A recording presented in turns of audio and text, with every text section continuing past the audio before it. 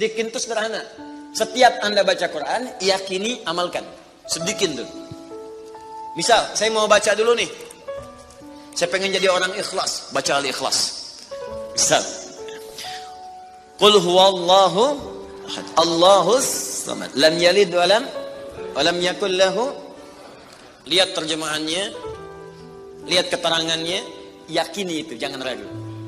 Dan praktekkan dalam hidup. Qul huwallahu ahad, katakan hanya Allah yang esa. Sudah, berarti jangan katakan yang lain lagi. Komit dengan tauhid itu.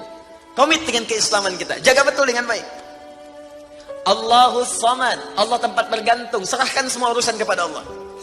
Ada masalah, minta sama Allah, berdoa. Sakit, berdoa sama Allah.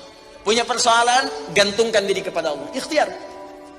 Itu ketika kita amalkan seperti itu, baru begitu saja, itu langsung turun sebuah keterangan dari Nabi Sallallahu Alaihi Wasallam.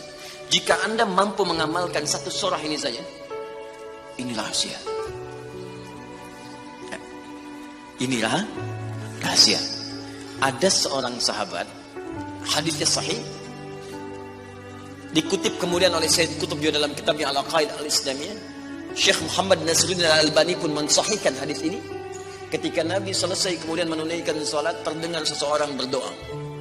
Perhatikan doanya. Doanya menggunakan pembuka surat Al-Ikhlas.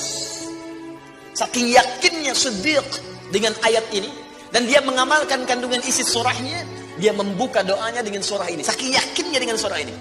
Perhatikan kalimatnya. Allahumma ushhidu bi annaka antal ahadus samad, alladzi lam yalid wa lam yulad walam yakul lahu kufuwan ahad. Allahumma inni as'aluka an taghfira liya. Hadisnya sahih. Kata orang ini, ya Allah, saya menyaksikan, meyakini ya Allah, bahwa hanya Engkau satu-satunya Tuhan yang layak dipertuhankan dan disembah. Aku meyakini bahwa satu-satunya Engkau adalah Tuhan yang menjadi tumpuan dalam setiap permohonan. Engkau tidak beranak dan tidak diperanakan, dan tidak ada sekutu bagimu. Aku nggak minta banyak ya Allah, aku hanya mohon ampuni dosa-dosaku. Begitu selesai kalimat itu diucapkan, terdengar oleh Nabi. Apa keterangan Nabinya? Perhatikan kalimatnya. At-tadri bimadza du'i? Ya fulan, tahu nggak Anda itu baru mengucapkan kalimat apa tadi? Apakah engkau paham? Engkau baru mengucapkan kalimat apa tadi dalam berdoa? Kata orang ini, wallahu wa rasuluhu a'lam. Ya Rasul, saya nggak paham apa yang dimaksudkan kecuali Allah dan Rasul yang lebih mengetahui. Ini adab. Adab. Walaupun gini, kalau Anda sedang mengerjakan sesuatu dan Anda paham dengan itu, kalau ada orang lebih pintar daripada kita, ustadz, ulama, apalagi nabi, nanya pada kita, maka adabnya bilang aja nggak tahu.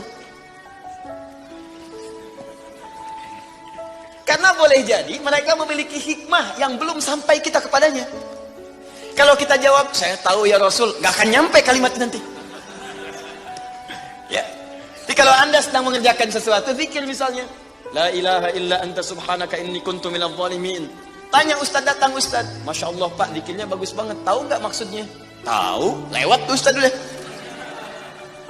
Bilang aja belum ustaz, Allah Rasulullah alam. Oh begitu. Kalau belum kenapa dibaca? Ya, saya pernah dengar saja, maka diterangkan. Begini maksudnya Pak, begini, Anda dapat ilmu baru.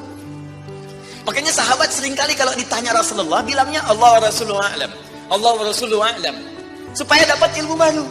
Itu diantara rumus di ilmu hadis. Ini kadang-kadang orang kita sekarang sahabat bukan, tabi'in bukan, tanya tahu semua. Bahkan saat ditanya, buka Google dulu. Oh, ya udah ngapain ada ustaz. Allah wa Rasulullah a'lam. Maka apa jawab Nabi? Laqad da'auta bi asma'illahil a'zam. Diriwayat lain bismillahil a'zam. Idza du'iya biha ajab wa idza su'ila biha a'ta. Tahukah Anda? Kata Nabi, Anda baru saja berdoa dengan menyebutkan dengan yakin semua sifat-sifat Allah yang maha tinggi. Nama-nama Allah yang tertinggi. Nama Allah yang tertinggi, nama tauhidnya Al-Ahad, nama tertinggi. Karena dengan itulah nama ini Allah ditakdiskan, dikuduskan. Dengan nama ini Allah disembah, dan dengan nama ini Allah dipertuhankan. Kata Nabi, Anda baru berdoa dengan menyebutkan nama Allah yang paling tinggi. Yang kalau disebutkan nama itu di awal doa, maka semua doa yang disampaikan akan dikabulkan, semua permintaan akan dijawab. Tapi apakah semua orang yang membaca doa itu diawali dengan surah tadi akan dijawab? Belum tentu. Kalau tidak ada praktek sedikit dalam jiwanya. Orang dulu minta dijawab, orang sekarang sama kalimatnya. Usyhadu bi annaka antallahul ahad, as-samad, alladzi lam yalid wa lam yulad wa lam yakul lahu kufuwan ahad. Ya Allah, lancarkan rezeki saya. Tetap aja lambat dari atas. Kenapa? Karena inti ayat itu tidak dipraktekkan dulu.